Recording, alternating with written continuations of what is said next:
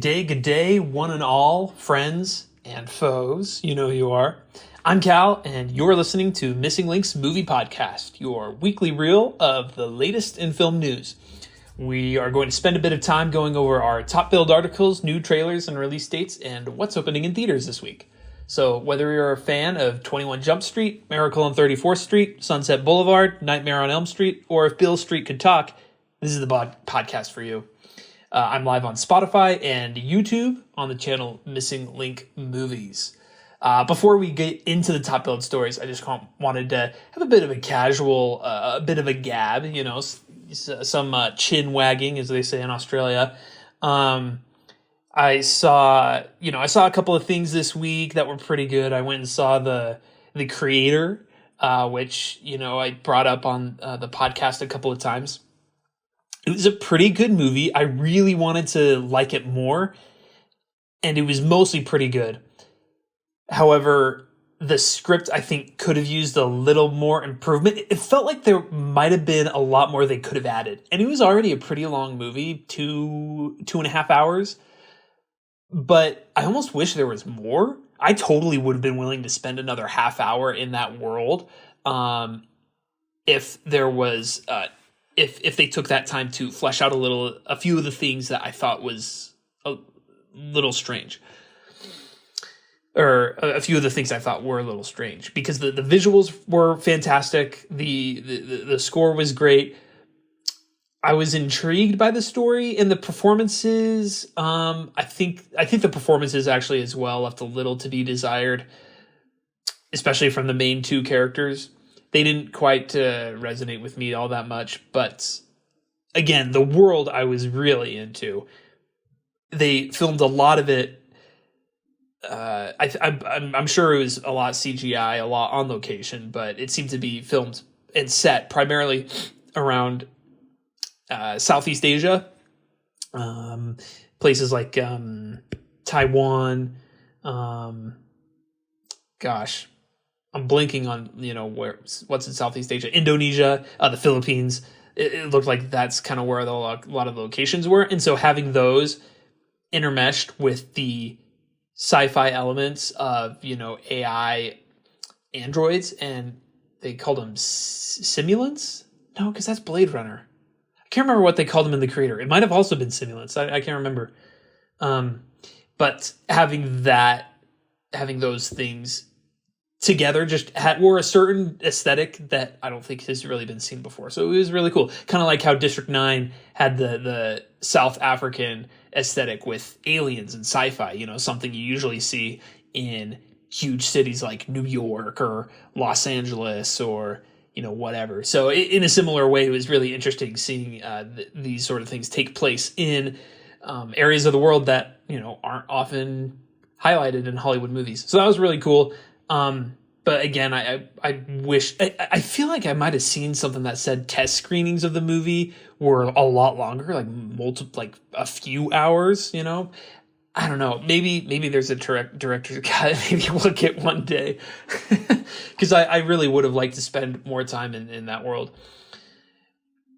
But moving on, without further ado, let's introduce our top billed stories this week. First, we're going to go to the box office charts. I realized last week I forgot to do this, but that's okay. We're learning. I'm new to this podcasting thing. But as a report for last week's box office, again, this is domestic for the United States. We saw Paw Patrol, the Mighty Movie debut, at number 1. Wowzers. You saw X debuted at 2nd place. The Creator debuted in 3rd place. A little disappointing. I really hope, even though it wasn't my favorite movie ever, I don't know if it's one of the better movies I've seen this year, not one of the best movies I've seen this year. But I really hope it's successful, because I wish we got more movies like that are big budget, unique,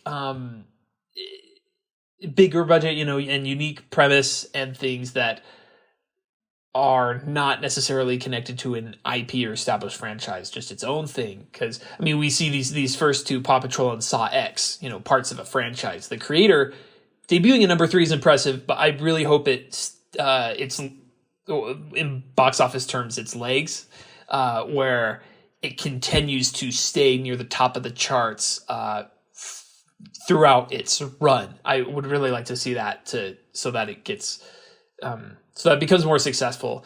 I mean, I imagine Saw X will stay near the top since we're in the October season, but after October we might see a decrease. Paw Patrol, I imagine, will have some legs as well on it because there's always, more kids that are going to want to see that movie, and families aren't necessarily rushing out to see movies like that first weekend. So, but we'll see. I really hope the creator gets, has really good word of mouth, because I don't feel like the marketing has been super prevalent, but I hope the word of mouth allows it to have a successful run. In fourth place, The Nun 2. Fifth place, The Blind. I'm not familiar with what that is. 6, Haunting in Venice, which I still need to see because I need to watch this Death on the Nile one. Or maybe, I bet Haunting in Venice will be its own thing. I don't think it'll necessarily be required viewing to see the first or second one, maybe. 7, we have Dumb Money. 8, we have The Equalizer 3. 9, we have Expendables. And 10, we have Barbie. Expendables, very quite a bomb. But that is our box office report for this last weekend. All right, so our first story though comes from Variety's Jazz 10K. Walt Disney Pictures VFX workers vote to unionize with IATSE. That's the IATSE, the on-set crew, below the line film workers, I believe. Oh, it's right here. Okay. Visual effects workers at Walt Disney Pictures have voted unanimously in favor of unionizing with the International Alliance of Theatrical Stage Employees, or IATSE for short, in an election held by the National Labor Relations Board. The 13-0 vote comes just weeks after VFX workers at Marvel Studios voted to unionize with IATSE, and comes amid the ongoing WGA and SAG-AFTRA strikes as the guilds continue to seek fair contracts with the Alliance of Motion Picture and Television Producers. Mac Robinson, a VFX senior coordinator, said, "For so long we've wanted the same protections as everyone else, but there was no hope in sight. Winning this election was a long fight, but I'm proud to say it's been won by each and every VFX worker wanting a brighter, sustainable future." Mark Patch, IATSE VFX organizer, added, "Today's unanimous victory shows that VFX workers everywhere have a clear path to winning a meaningful say about their working conditions and quality of life. We'll be continuing our work to win a great contract, but we need to bring every studio and vendor in line to bring those union standards to all VFX workers."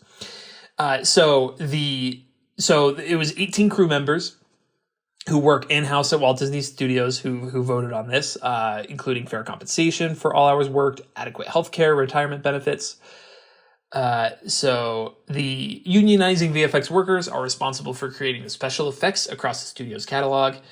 So what's interesting with the VFX worker situation is, by and large, visual effects people are not unionized, as opposed to so many of the other people that work in film and TV.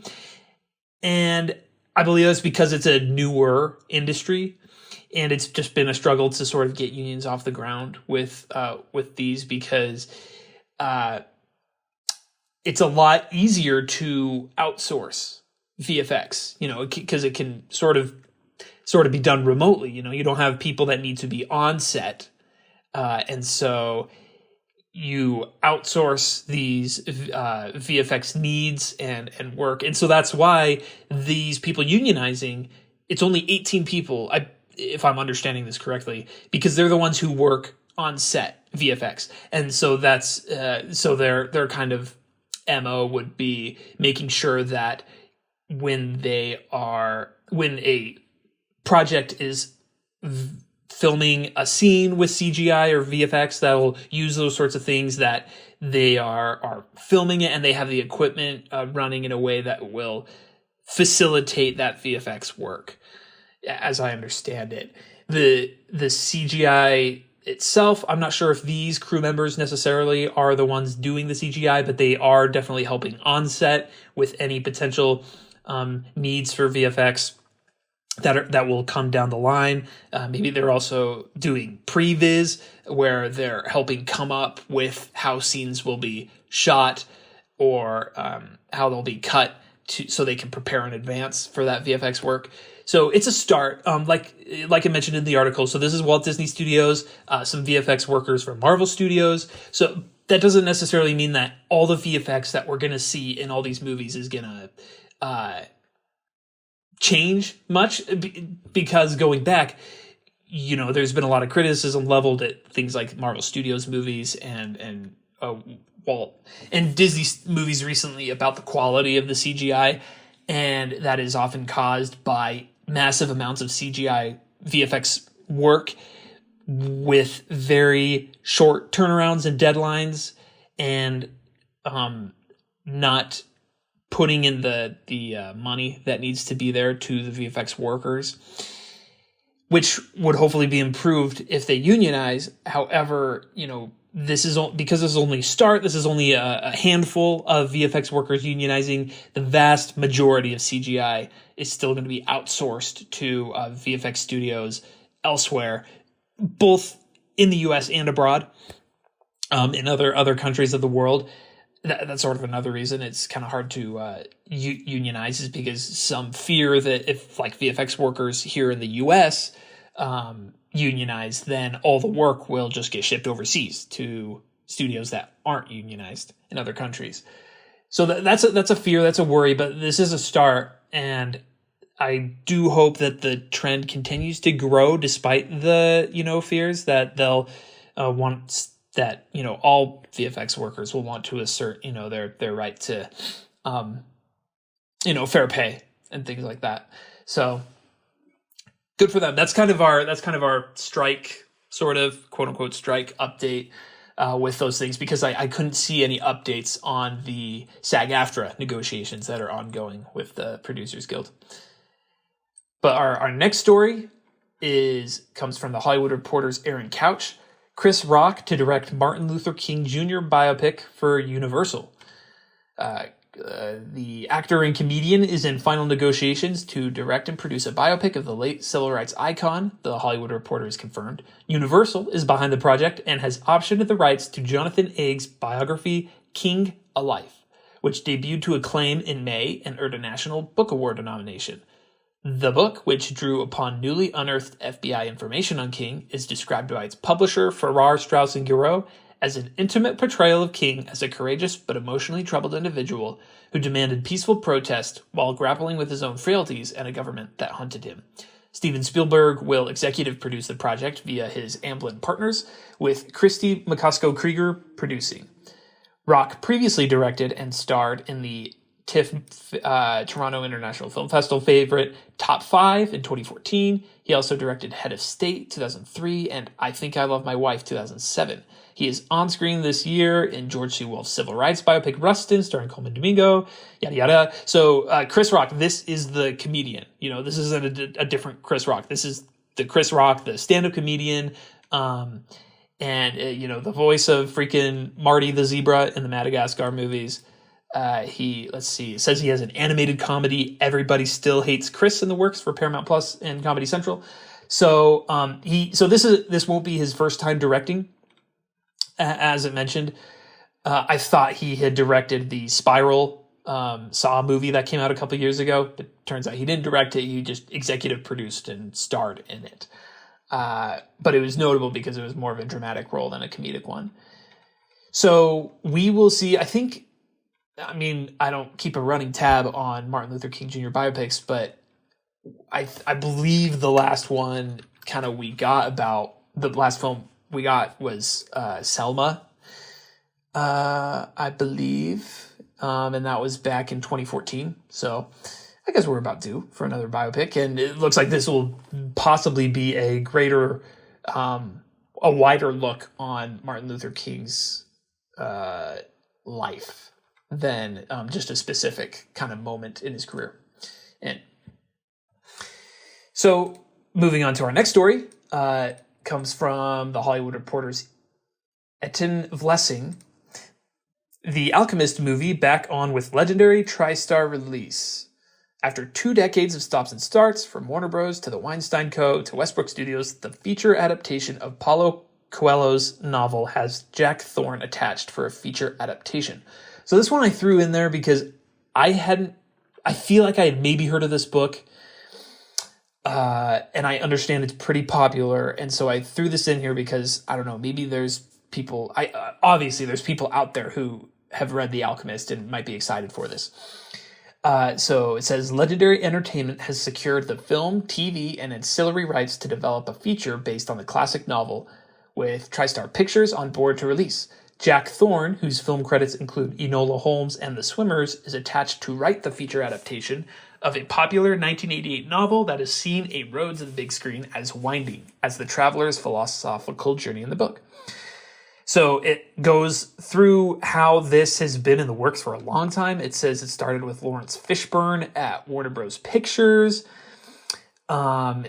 in 2003, and then in 2008, the Weinstein company came on as producers.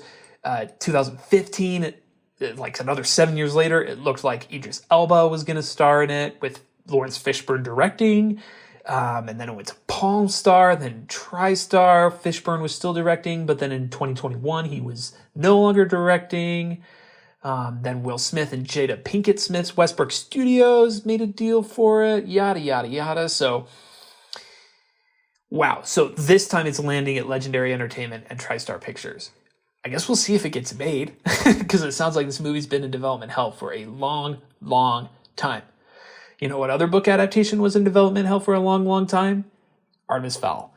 And Artemis Fowl, and that movie was horrible, and that is one of the most tragic things, because Artemis Fowl was a huge book series that I loved growing up, and I remember seeing articles and things about them making an adaptation of that movie freaking for years, and then they finally came out with it to very critical reception, unfortunately. Anyways, but that's this. This is a different story. The Alchemist. It says Coelho's novel, which has sold over 100 million copies since 1988, holds the Guinness World Record for most translated work by a living author, centers on a young Spanish shepherd who has a dream and embarks on a quest to find hidden treasure in the Great Pyramids of Egypt. The story of the treasures Santiago finds along the way teaches readers about the essential wisdom of listening to their hearts and learning to read the omens strewn along life's paths to follow dreams. So the guy writing it, Jack Thorne, I didn't love Enola Holmes. I don't think I've seen any of the other stuff. But he is a BAFTA and Tony Award winning British screenwriter. He has TV credits that include Help, His Dark Materials, and National Treasure. His theater credits include Harry Potter and the Cursed Child and The Motive in the Queue. Let's see. So His Dark Materials, I think that is a recent adaptation, series adaptation of the Golden Compass, right? Is that what those books are? Yeah, so that's been going the last few years. However, the other thing it says there, National Treasure, I'm fairly certain that because they list that as a TV credit, they're talking about the series that just was on Disney Plus. As I look at here, on the Wikipedia page for the National Treasure series, I don't see Jack Thorne's name on here. So maybe it was... Yeah, maybe it was the movie. Let's see here. National Treasure, like the one with Nick Cage. Maybe that was what he wrote. Story by... No, I'm not seeing it. Maybe he did the sequel? What the heck? Huh. Or, yeah, what did he do on National Treasure? I'm confused. But I'm really interested now. Because I do like the two National Treasure movies. I haven't seen it's a British TV series. Okay. Yeah. It stars Robbie Coltrane, aka Hagrid from the Harry Potter movies, as Paul Fitch. Okay, sorry, this is irrelevant to the article, but needless to say, it's not the national treasure that we know and love with Nicolas Cage, or that I know and love rather, but it was a British TV series. But I've heard good things about the Dark Materials recent adaptation, so maybe it'll be a success. But if it's anything like Enola Holmes, maybe not. But Enola Holmes was very popular, despite the fact it wasn't like received super amazingly. It did all right. And I think they'll do fine. All right, so our last news story is just a bit of AI stuff. I'm just kind of combining two stories where we have Variety's Zach Sharf writing, Robin Williams' daughter slams AI recreations of him as disturbing. At their worst, they are a horrendous Frankenstein monster. Then the other story comes from, again, Variety, Michaela Z. Tom Hanks warns fans about AI version of me promoting dental plan. I have nothing to do with it. So both these stories are instances of actors, one is deceased, one living, being recreated with AI. And it, again, brings up that conversation about the limits that we should be willing to allow with artificial intelligence. With Tom Hanks, it was basically a computer-generated AI image of himself in an Instagram ad for a dental plan, which is very weird. And then the Robin Williams one is just in a conversation, or not a conversation, but a post from Zelda Williams, Robin Williams' daughter, a post from Zelda Williams on Instagram about the things that she's seen with AI recreating her father and doing, I don't think anything like necessarily disgusting or untoward, but just recreating his voice and appearance for various things that she finds she finds to be at their very best a poor facsimile of greater people, but at their worst a horrendous Frankensteinian monster cobbled together from the worst bits of everything the industry is instead of what it should stand for. So in the broader conversation of the strikes and all these things that feed into what do we do with this rising technology that seems to be outpacing the limitations that we can put on it, especially over the last, year, several months. It seems like it's pretty insane how fast this stuff is going. And it's the people affected by it are obviously and understandably not happy with it. And I think it's important to get these stories out there and just aware, because I think it's important that institutions like governments and things should be placing limitations on how this stuff is used. I mean, we did see with the Writers Guild, they were able to negotiate studios not being able to use AI to write scripts, and that is one of the things the Actors Guild is negotiating, is not allowing studios to use AI to replicate them. But, that contract, that agreement is only between actors and the studios. In instances of Tom Hanks or Robin Williams, they don't, they can't form a contract with, everyone else, every small company, every internet creator, every person saying, don't use my likeness. So it's, we kind of have to lay it at the feet of government institutions, to have laws in place for this kind of thing. And it needs to be soon. I mean, there are more pressing, it could be argued more imminent threats, that need to be handled by national governments and things. But this is something that I do believe needs to be looked into, and it's, because it's not fair. It's not fair to the people that are being replicated, that, their likeness, their voice is being used for things that they do not consent to. It can be pretty troubling and pretty disconcerting, I imagine, to see yourself saying things that, you might not ever want to say. And so actually leading into this is one of the grab bag stories I got, which is outside of our top build stories, but this comes from an article from Variety by Ethan Schanfeld, from an interview with the Breaking Bad and Better Call Saul creator Vince Gilligan. I would highly recommend reading this whole article, this whole interview. I won't read it all because it's pretty long, but I would highly recommend reading it because there's a lot of interesting stuff in here. I could pull out 4 or 5 stories from this. But one of the things that Vince Gilligan talks about in it is about AI.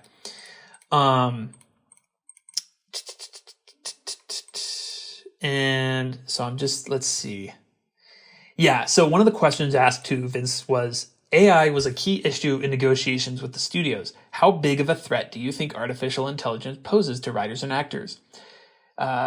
Gilligan responded, when I first became aware of ChatGPT or whatever it's called, it scared the living hell out of me. I thought, we're done for as a race. I don't mean in the Terminator sense, like they're going to start exterminating us, but who wants to live in a world where creativity is given over to machines? There goes my job.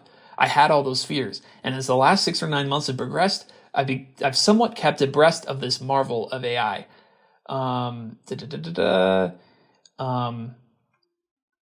Yeah, he calls it a plagiarism machine.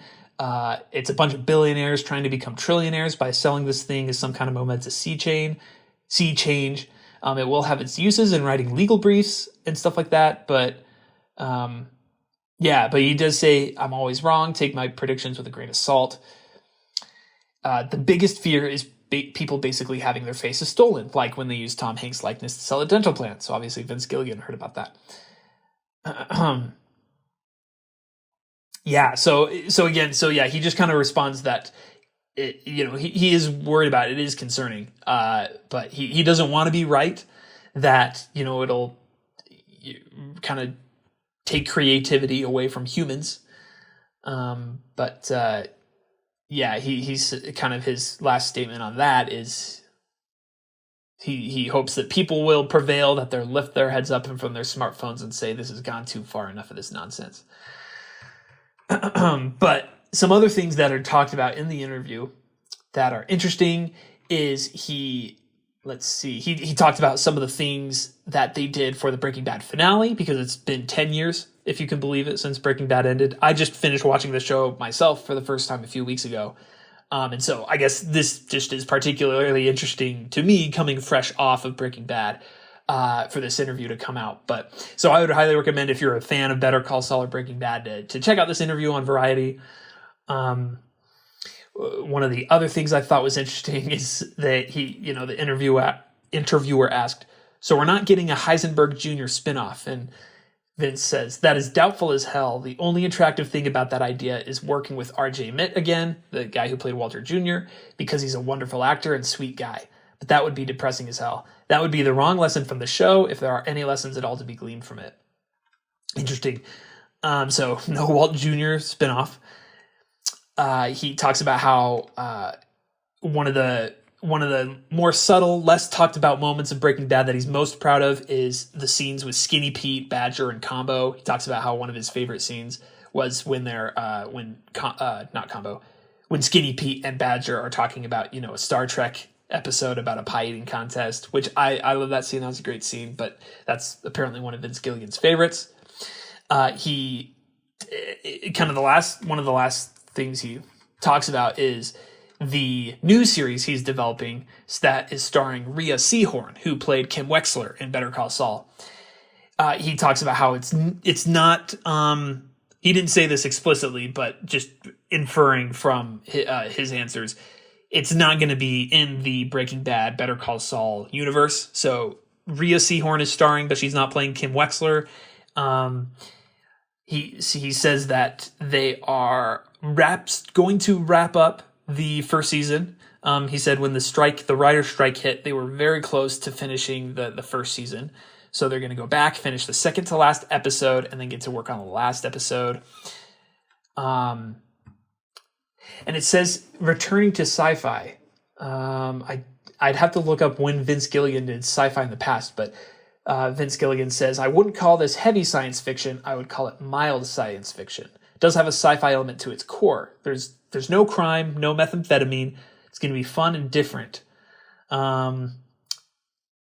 Rio will be playing a very different character than she played on Saul. The weird thing is it does take place in Albuquerque, except it's a whole different world. There's no overlap that I can see. He says the only tease he gives for the plot is the world changes very abruptly in the first episode, and then it is quite different. It's the modern world, the world we live in, but it changes very abruptly, and the consequences that reaps hopefully provide drama for many, many episodes after that. So a couple of shows that remind me of, shows that start, almost right away with a big change is, I'm thinking, what was it? Not Arrival, Invasion, I think is what it's called, with an alien invasion. There's Revolution, which was on, I think, ABC several years ago, which was about one day all the electronics in the world stopped working.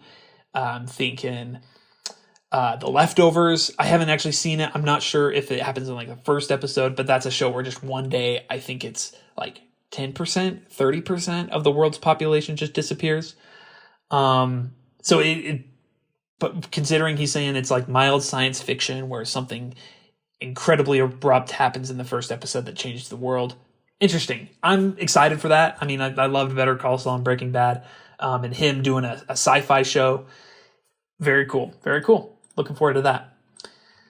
The other grab bag story I've got comes from Variety's Zach Sharf. Says Daniel Kaluuya's Barney movie will not be odd, Mattel CEO says, after exec called it an A24 type film that's surrealistic and for adults.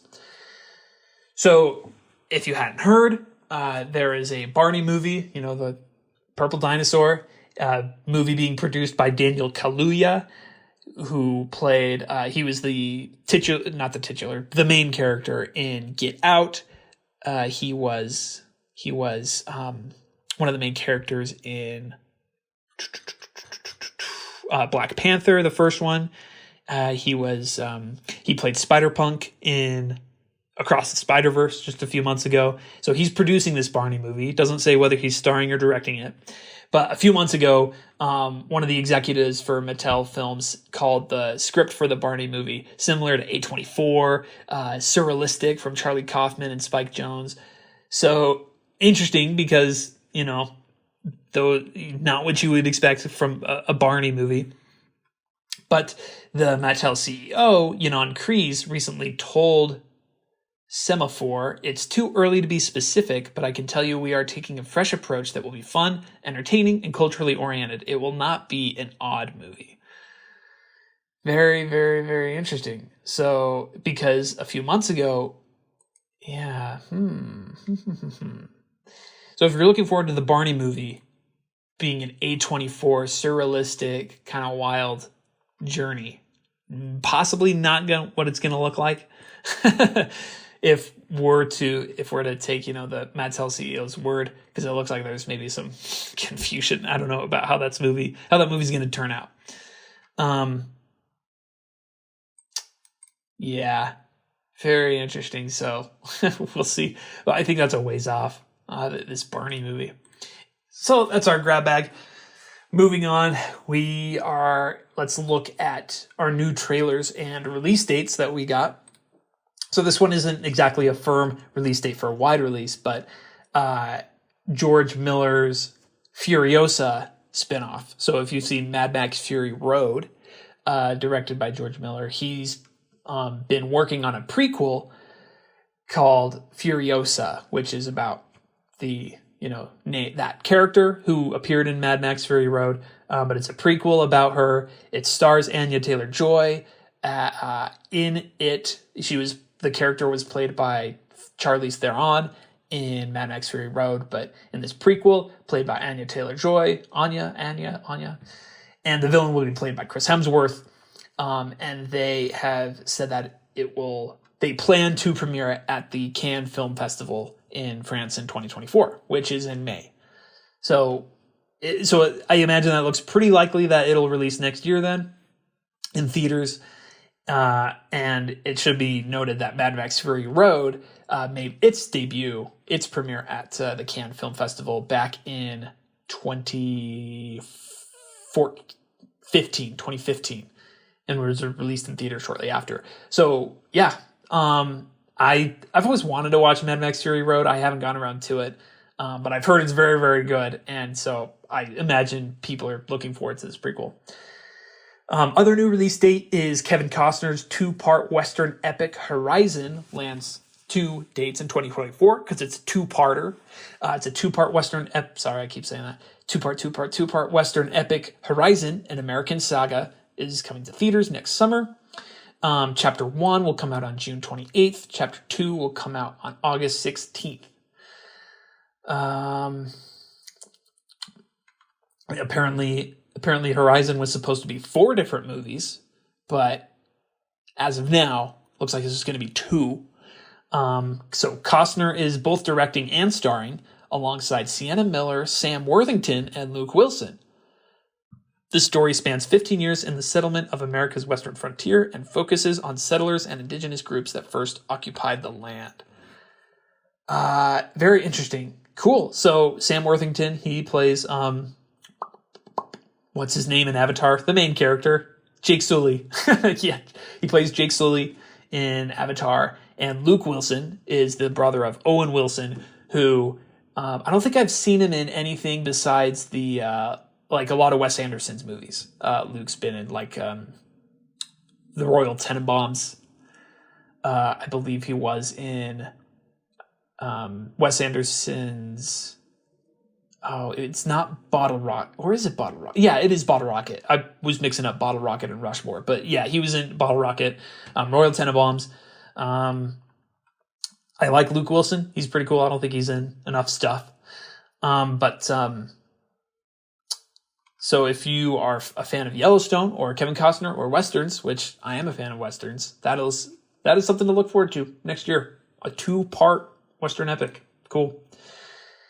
If you're a Jason Statham fan or, heaven forbid, a David Ayer fan, no offense to David Ayer, but I think his last movie was it Bright or Suicide Squad? I don't know, but both not very well received movies. But Jason Statham is starring in this movie called The Beekeeper that's coming out in January 2024. Statham stars as a former operative of a powerful and clandestine organization known as Beekeepers. He single-handedly takes on a sinister organization that wronged a friend in a series of violent encounters that end up having national stakes. Josh Hutcherson is in it. I didn't watch this trailer yet. Maybe I will. I don't know. Oh, he did direct Fury. Okay, I actually think Fury was pretty well received. Cool. All right, well, that's coming. And then the last one I want to mention is Silent Night. This one is a holiday movie that's coming out December 1st. It's a violent revenge tale following a tormented father played by Joel Kinnaman, who was in Suicide Squad. Interesting. Two mentions of Suicide Squad today. He played Colonel Flagg in both Suicide Squad movies. But it says he is a tormented father who witnesses his young son die when caught in a gang's crossfire on Christmas Eve.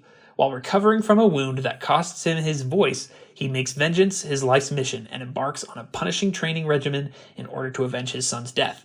With virtually no dialogue throughout the entire film, Silent Night showcases Kinnaman's acting encased in this family drama. So I do like that premise. Joel Kinnaman is one of the better parts of the Suicide Squad movies. I was getting mixed up with last year's David Harbour holiday movie, Violent Night. This one is just Silent Night, but having it virtually have no dialogue. I haven't seen this trailer yet either. I'll probably watch it after I'm done recording because that actually sounds really interesting. It kind of sounds like maybe it's a John Wick style revenge tale. Not that John Wick speaks a lot either, but it sounds like this one will have virtually no dialogue. That's cool. And it's being directed by John Woo, who is a very what is that word? Proficient? Proliferate? I don't know. Very prominent Hong Kong cinema director. He hasn't come out with a Hollywood film since 2003 with this movie called Paycheck, which I don't think did that well, but he did do Mission Impossible 2, which is granted the worst one in the franchise. But he did Face Off, which I haven't seen, but I've heard good things about. And he's directed several films in Hong Kong cinema that are very well regarded and very well received. He's kind of known for very actiony, gun fu, well choreographed action in his movies. So hopefully, with him returning to Hollywood for the first time in 20 years with this Silent Night movie, we'll see more, a better reflection of him than what we've got in his other Hollywood films, because I haven't seen any of his Hong Kong films, but just researching it does look like they're very, for the most part, much more well received than his Hollywood movies have been. So, with that being said, those are the new trailers or release dates, for this week. And our last thing is, here is what's opening this weekend. We have The Exorcist Believer in time for the Halloween season. So we're going to have 3 horror movies. We're going to have Saw X, The Exorcist Believer, and The Nun 2 competing in the box office. I imagine The Exorcist will win this weekend, but we'll see over the succeeding weeks how those 3 will stack up against each other. We have The Royal Hotel, a thriller, Foe, a drama sci-fi thriller with Saoirse Ronan, Cat Person, a drama thriller, Johnny Z, an action horror, a documentary, Joan Baez, I Am a Noise, and Heart of Darkness and Country of Blind. I haven't really heard of any of those besides The Exorcist, but there you go. That's it for today, I think. Now that we're on YouTube, feel free to comment on anything you watched recently. If you've seen The Creator, or maybe you've watched a new episode of Loki. Season 2 just started on Disney+. Maybe you watched Paw Patrol. Maybe that turned out to be really good. But feel free to comment on, anything about that.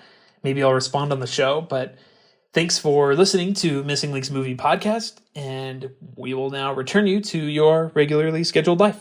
Bye.